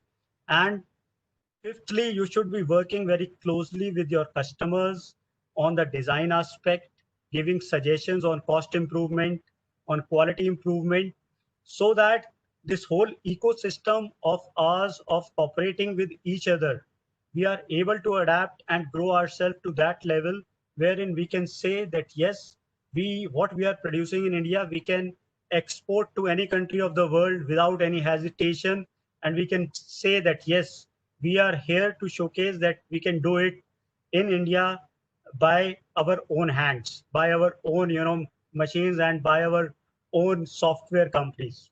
So that is it. I would like to leave to the thoughts to my entire team members and partners here, and I would be happy to answer any questions later on. Thank you, team. Thank you very much, Mr. Chauhan. That was very, very incisive, and I think the biggest thing which we have learned, and if I can ask you a question right now without waiting to the end, you mentioned bill discounting. Do you use something called TREADS, which is now popular and mandatory for corporates with over 500 crores? Sorry, Mr. Sehgal, what is it? Okay, leave it. Obviously, you're not using this. Something called TREADS, which is a bill discounting system for MSMEs, which you're trying to get corporates to come onto. Obviously, you have arrangements with your banks to discount the bills in any case, so you don't need it. Thank you. Right. We'll talk about another time. Thank you. Okay, thank you. Thank you. Okay, so now we go to Mr. Puneet Chandok, who is the Chief Supply Chain Officer of Varroc Engineering. Now, he is managing US $600 million of procurement and managing over 700 suppliers and team over 100 professionals helping him doing that. He's a sourcing expert with a career record of integrating, collaborating, and developing a high-performing supply chain organizations globally, including Asia Pacific, Middle East, and China. Again, he has experience across multiple industries, automotive, oil and gas, aerospace, and of off-road vehicles. So again, a wide variety of experiences and global exposures. We now ask Mr. Puneet Chandok to kindly tell us his experience. Since you're a tier 1 supplier also, and you procure many of your components perhaps from micro vendors, what has your experience been in the past and during the current COVID times? Perhaps you can speak on that also, Mr. Chandok. Thank you. Sure. Thank you, Mr. Saigal, for the nice introduction. It's a pleasure to be over here. The thoughts into 5 buckets, to talk about my spend on the MSME, what role they play in Varroc scenario, and during the pre-COVID and the post-COVID now, how we are opening up and taking the support from and providing the support to MSME, the strategy that we have for MSME, and then China de-risking and Southeast Asia de-risking, what we are trying to do with MSMEs over here. The recommendations that I have for MSME after a lot of thoughts. So we'll cover on these topics in next 10 minutes. For Varroc, we have about $600 million, 3,000 over crores procurement. Roughly about 40 to 45% comes from the MSME. It comes in variety of different the categories, the manufactured items, over 200 suppliers, which are supporting various Varroc plants, 25 manufacturing plants all over India. We have high exposure and the dependency that they play in our supply chain is huge. During the shutdown, as the OEMs were shut, our Varroc plants were shut, and the MSME vendors were also shut. But before we opened our plants, our manufacturing excellence team, we prepare a detailed guideline. What should be the opening, the precautions to be taken, how the quality interlocks needs to be checked again before we, start the production again. So our manufacturing excellence team internally, we prepared the guideline for our plants, and then simultaneously we have deployed and communicated to our plants as well through our supplier quality and the plant communication team. So that has resulted on our MSME that they are able to open along with our manufacturing plant, and we don't face any shutdown issue. So that's on the, on the manufacturing side that how we are able to open. On the MSME, what they are providing us, the manufacturing part, we have what we call a part family strategy, that each of those vendors are providing us certain components. And there is a part family, either it's a shaft or yoke and lens and so on. So depending on that, we have categorized, certain MSMEs, the particular vendors are doing certain things. Most of these vendors are MSME. Now we have kind of based on this part family strategy, there is a credit, there is a vendor rating as well, there is a performance rating as well, and so on. Now, during this time, we had made sure that all our successful and the performing MSME vendors, they really sustain this, the trauma of COVID-19. So how we have supported, we have rationalized a lot of our volumes to only few MSME people so that they can run. There is enough quantity, there is enough load for those people to perform, to run those plants. There were certain MSMEs which are still under containment, they cannot run. So we had taken their, the volumes on a loan basis and given it to other performing suppliers where we can get the output, and we are not harming them because they are right now shut, they cannot still run. So that's on the, on the balancing of the volume so that they can also, absorb that fixed cost and to support their, the profitability and so. On the China side, we have a different category of the parts which we procure very significantly from China and Southeast Asia. And it has been always a part, as from my global experience, that to do a dual sourcing, because automotive being a very high volume, I have always promoted a dual sourcing or having a 3 sources. And during my last 5-year tenure at Varroc, we have increased our spend also in China very significantly. But luckily we have, because of the procurement experience, we had the dual sources. And in some cases, we had dual sources in China itself. So we were stuck very badly in February, in the month of early January and Feb. Some of the sources, we have developed the second source in Vietnam and Taiwan, so literal leaf. But in many cases, like the other stuff that we buy, we had sources in India itself. So it was a balancing of two sources. So now we are ramping up those sources back in India, and very successfully they are able to reach those volumes which China was not able to support, or which we are not able to buy from China. So in those cases, I see that has given a very significant advantage and the benefit of the volume, to those Indian MSME companies. And we are again reviewing all that strategy by category, that if the volumes and the business sustainability is available in India with those categories, that we continue to support and procure more from India only. Now, as far as the China goes, all my products, nothing is single source. We have dual sources and 3 sources as well. And how we want to go is, many of these products, and the parts, the components, we are offering these and exploring more aggressively now in India as well, that how many of these MSMEs can possibly produce those parts. Some are very complicated, the electronics component, the diodes, the MOSFETs and LEDs for headlamps, and so that's a very capital intensive process, huge investment. So larger, companies have to come and invest. But there are many other, the mechanical components as well, where I see there is a potential that the companies where we have been working with MSMEs, they have developed the capability, what Shameen has presented in the presentation, that they have the capability. How do they grab additional, adjacent opportunities with this expansion? So those are the discussions we have, started with our MSMEs as well, to increase the spend with our MSME over here. Other thing, what I want to talk is that the China disruption has been quite bad, because the pricing has been on the USD. So the invoice.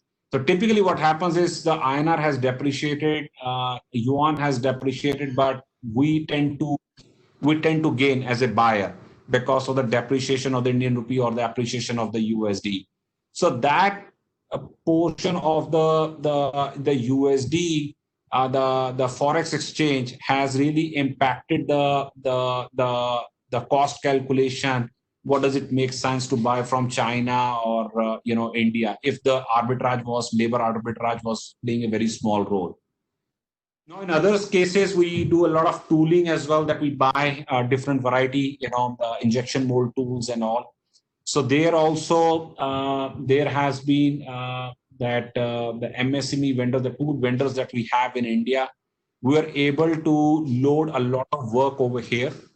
And there has been a significant advantage and support to our existing, those category of vendors. So the roadmap has been different for different category of supplier, and it goes back to the discussion on the maturity of the part family or the product, what we have available in India compared to China. So that plays a role. We are trying to balance that thing, and in our value chain, we have supported a lot of these MSME vendors over here. On the cash discounted, what was discussed in this forum earlier as well, we have the bill discounting, the cash discounting for many of our MSME vendors. So we have tied up to a bank as well, and then use another platform, priority vendor as well, to do the bill discounting to our vendors. So we make sure that during this time we are able to support our MSME vendor with the making sure the payments are on time. And in some cases we have taken few steps to gone even further ahead to reduce the payment terms as well. My view on the as what I see the pre-COVID, the post-COVID, and the transition phase we are in, my assessment has been, and that the recommendation what I give to my MSME vendor, and a suggestion for other people on the this forum that automation plays a very big role. When I go, I've been traveling China for last 15 years and Southeast Asia. What plays a very big role is not the availability of the labor. They had initially a labor, they started with it, but highly automated lines, which will help to bring the scale, is of paramount importance. It's not about the manual, the manpower has to be available all the time for all the operations. So recommendation is look for automation. Automation not only reduce the manpower part of it, but bring more consistency in the product and bring more poka-yoke in the system. So it's more about a quality product. And then, when you're talking about 5,000 pieces or 1 lakh pieces a day, yes, that automation bring that scale. Otherwise, you go back to HR, the contractor, to get that manpower, that manpower come, then only you can scale up. So automation plays a very big role. It's not about, always about skilling, semi-skilled and all that stuff. People, the MSME always say you have to come out of that, 10 manpower, 12 and all that stuff. Look into automation, that brings a scale. Second in India is the speed of execution. At MSME, many of those people have improved a lot. From my experience, the vendor base that I deal with it, compared to Southeast Asia and the China, what I see, the speed of execution is a difference. So it can be a variety of reasons, infrastructure, the capital financing, but for sure, in many cases, not the technical capability of that people, is the other support, adjacencies, what is required. That plays a big role. Another third one, especially for the vendors that I have, is the diversification. So there are, diversification can come from product itself, variety of products. So somebody has a machining centers. So I make sure there are a lot of MSME vendors which does work for us. They are doing about 90% dependent on Varroc.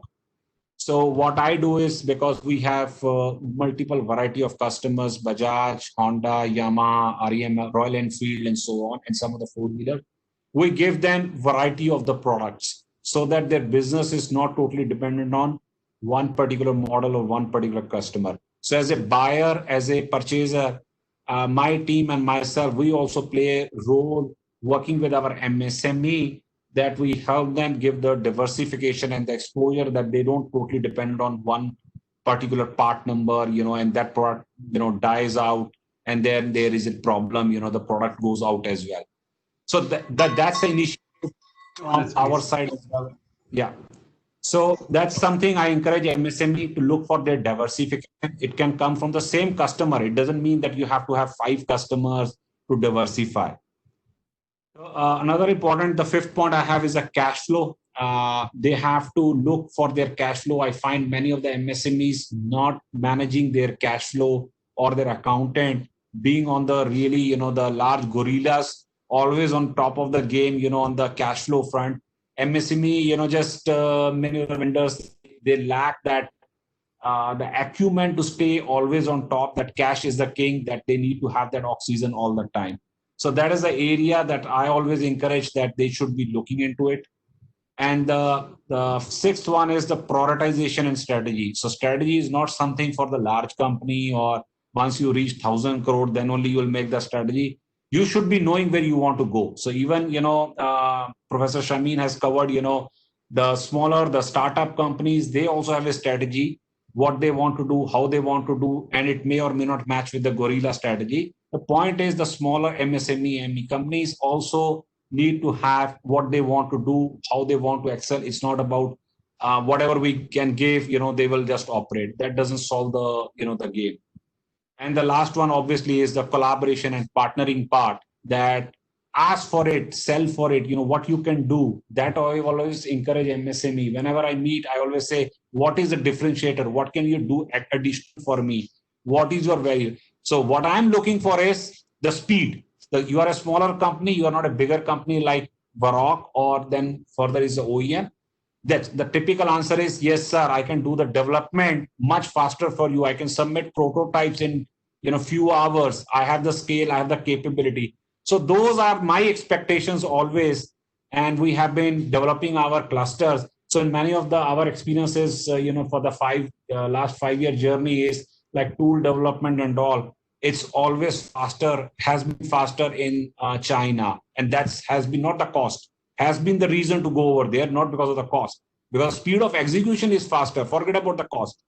Now we see in India as well, especially in Pune region, speed of execution has come much faster, but there is a room to go. So there is an opportunity. I think just a concluding comment, what I see, there is a study being done by McKinsey. I read it about years ago when I was in business school, that the economic cluster, when we see the GDP clusters, the closer you are, the trading between those two countries is bound to increase. So either it's the European, the Southeast Asia region, they will have more trading within the neighboring region. Same is the case in Eastern Europe. Then what we see in the NAFTA in Europe, in North America as well. So trading between the closer countries, the distance still plays a very big role. It's not only the cost arbitrage always, labor arbitrage. Same is the case for supply chain as well. We always prefer, and every buyer wants to buy from the local region, closer distance, because it gives you can respond much faster.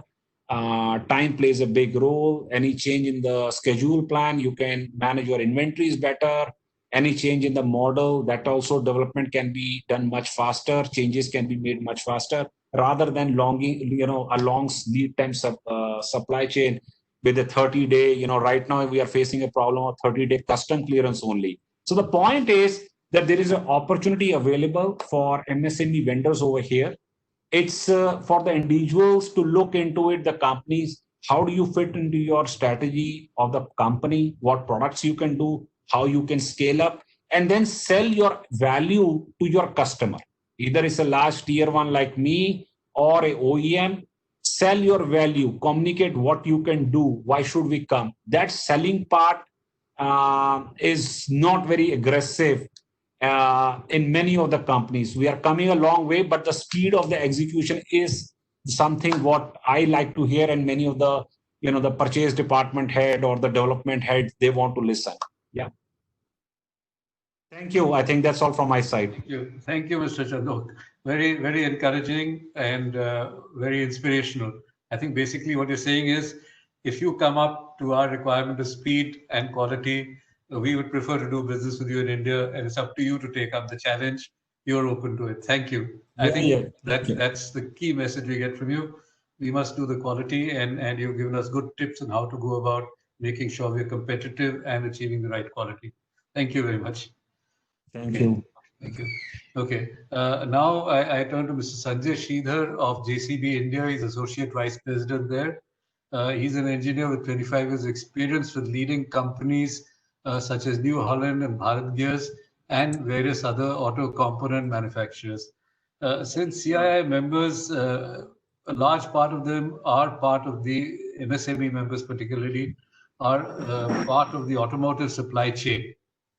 I'm sure they'll to hear from you on your specific experience and how best to preserve and grow their relationships, as Mr. Chandok has also pointed out, and serve their buyers in the present context of perhaps limited offtake from the automotive industry, and how can it be a win-win situation wherein problems which you're having and your suppliers are having, everybody can work together in this situation and benefit from it.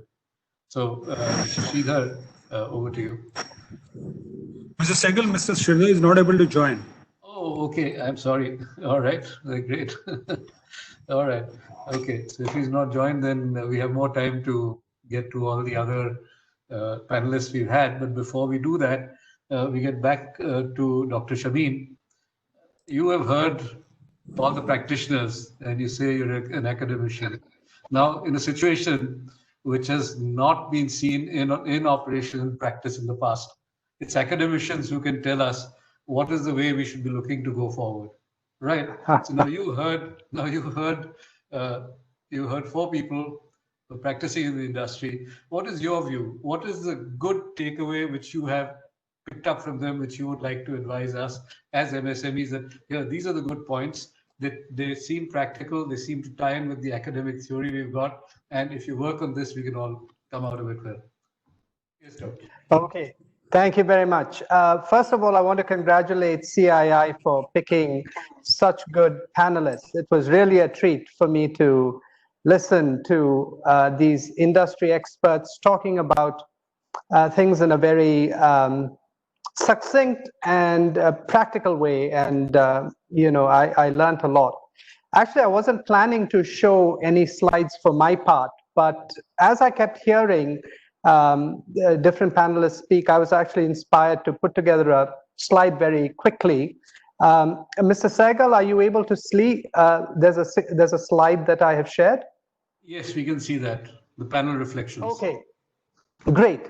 So, there were three key things that I was trying to highlight: creativity, cooperation, capability building. And from each of the panelists, I was able to identify some points. Actually, in some cases, there were more points than I have highlighted here. But one of the things that I picked up actually was, if we look at creativity, actually that can apply at a very basic level as well. Just operationally how to be more creative. I was really fascinated by some of the examples from, for example, Mr. Bhide, Mr. Pense, about just how sanitizer is used, or clothing. Change the color of the clothing, you'll be able to keep better track of cleanliness. And I thought that's a very interesting insight. So creativity can even apply at that level, using video to be able to tell if people are social distancing. And then, of course, I think both Mr. Chauhan and Mr. Chandhok were talking about creativity more in terms of the agility, and again, business processes, just how agile you are with managing down the inventory, or indeed looking for adjacent opportunities, diversified opportunities, as Mr. Chandhok said. So first of all, I would say that this point about creativity is a very important one, and actually can be applied even more broadly than I was highlighting in my talk. I think I was focusing specifically on pivoting opportunities, and I think our panelists helped me to recognize how much more powerful that concept is, from the mundane to the more profound. And I think so I'm very encouraged that that notion is an important one. And then secondly, on the bit about cooperation, all of them, bar none, showed a very strong cooperative mindset towards not only the employees, but also the partners. And I thought this was very nice, and again, fits very well with what anthropologists have been saying for about 100 years, that when we are together in a liminal crisis-like situation, we tend to look out for each other. Unfortunately, that doesn't happen without exception, but we saw 4 good examples of it. So the way Cummins looks at suppliers as partners, and supporting contractors even at this time, sharing best practices. I like the way that Lockham is looking at mentoring for MSMEs and having better ways of sharing information, which is so important. Mr. Chauhan brought up a very important point, actually, which is also, when we're looking at cooperation, you need to think about the emotional and psychological well-being of people. My father is a psychological counselor who has been practicing since 1971, almost 50 years. And that's something that he's actually also very concerned about in this period. The mental health effects is something that is going to be profound, but doesn't get enough attention. And then this idea that you have a partner like Varrock that is looking at rationalized volumes, payment flexibility. So this is very much, again, reiterating the idea that for MSMEs, there is an opportunity to tap into the attitude, the spirit of cooperation that is there, that larger companies are willing to extend. And in some ways, I think perhaps the most important piece is the capability building piece.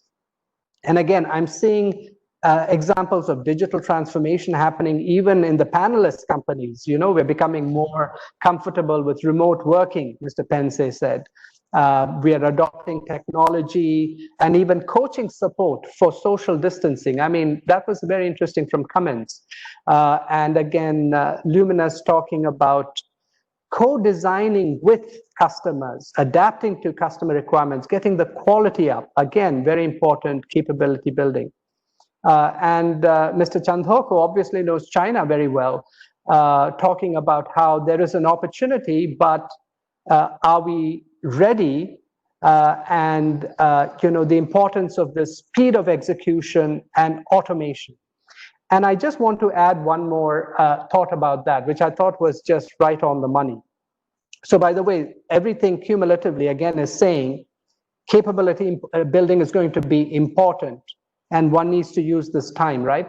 But going back to the China thing, I think it's important to recognize, that the supply chains in China, I think, are definitely going to be broken up a little bit, and there will be opportunities in India. But one observation I want to make is, nobody I have spoken to in China wants to leave China out of dissatisfaction with their suppliers there, at least the people that I have met.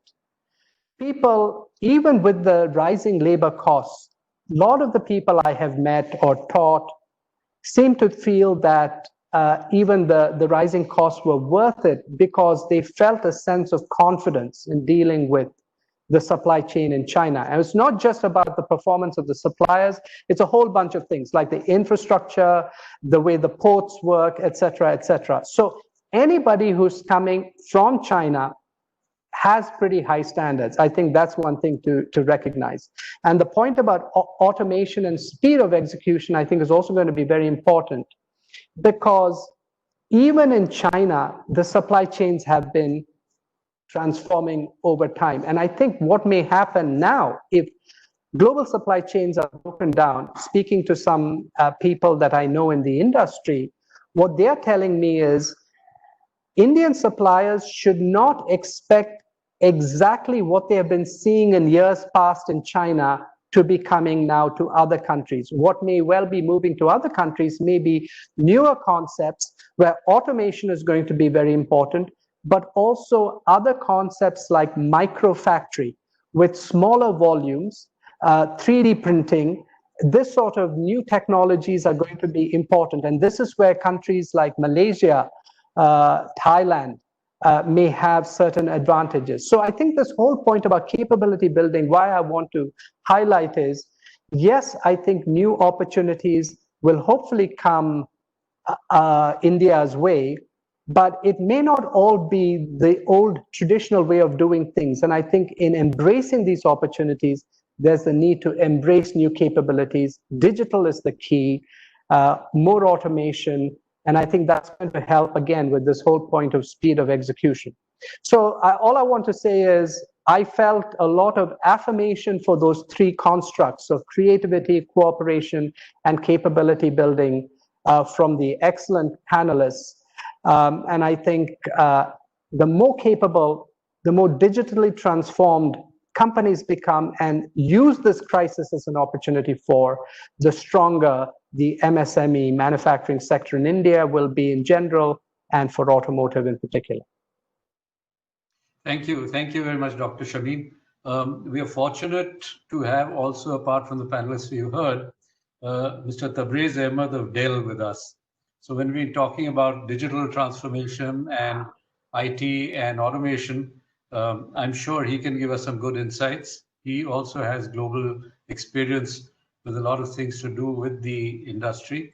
So Mr. Tabriz, can we request you also to share with us some of your thoughts on, in general, and what you heard today?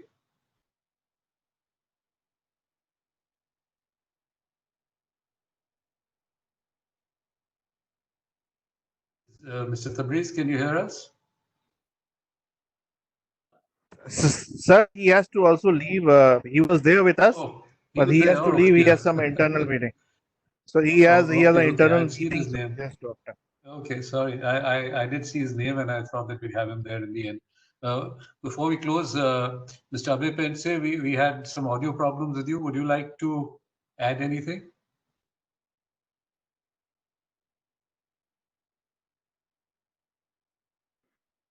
Many of the things I've talked about. So one thing which I would, I mean, as we talked about mentoring for the operational excellence, one of our teams also work quite on to the and which has helped quite a lot themselves, and this has helped save a lot of money, mainly on energy front, to become green, and now the product certification green and benchmarking and able to differentiate when it comes to outside. And one point which surely I agree with Professor Samin is people wanted to come out of China for the political or the strategic reasons, but I mean, beating them and really taking the challenge, not easy. And all the Indian companies, including the big companies, have to really work hard and work together to ensure that.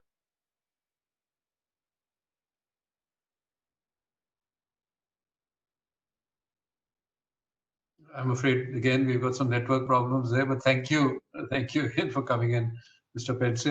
We have a question from Mr. Anup Sharma, and I'll throw it to any of the panelists who would like to answer that. Can you suggest what are the platforms and channels for MSMEs to get to engage for new opportunities with large players or for export? Very wide question, but anybody has any suggestions for the MSMEs, that this is a channel or a platform which will help you to get onto the larger domestic supply chains or global supply chains?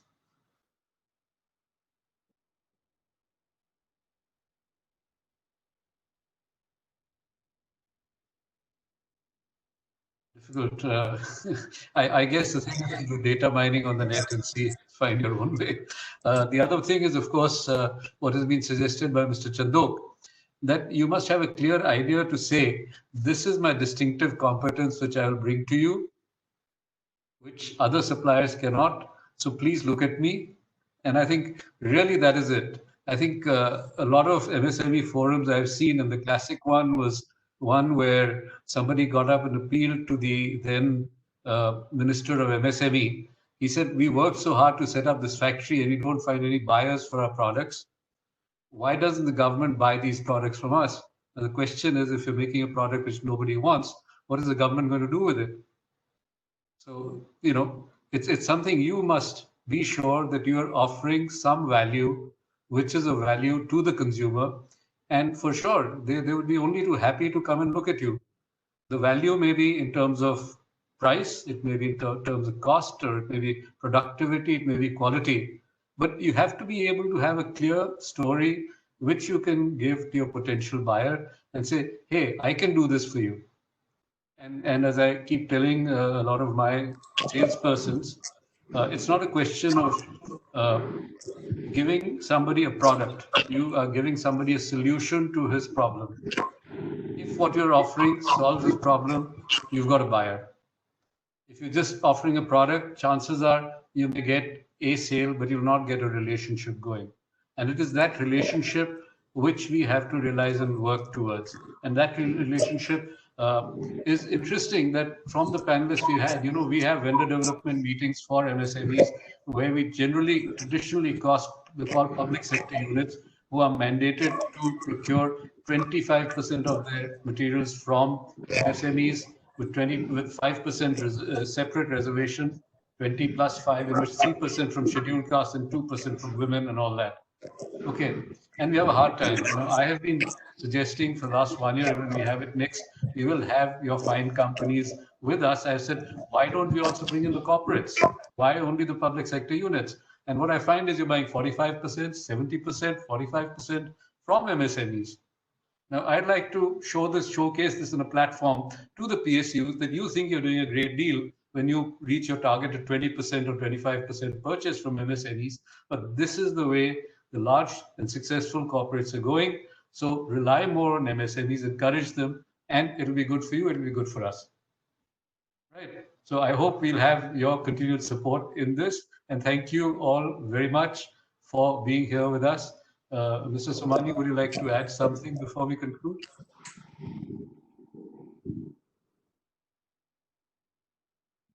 Okay. So on behalf of CII, sorry, go ahead, Mr. Maki. So on behalf of the MSME Council of CII and all of the participants who had the privilege of listening to some very, very good inputs from the panelists and from Dr. Shamim, thank you very much. And we will pick up many of the ideas you've given. And I hope it is something which will be of mutual benefit to all of us. Look forward to continuing in association with all of you. Thank you very much. Thank you. Thank you, Mr. Sehgal. And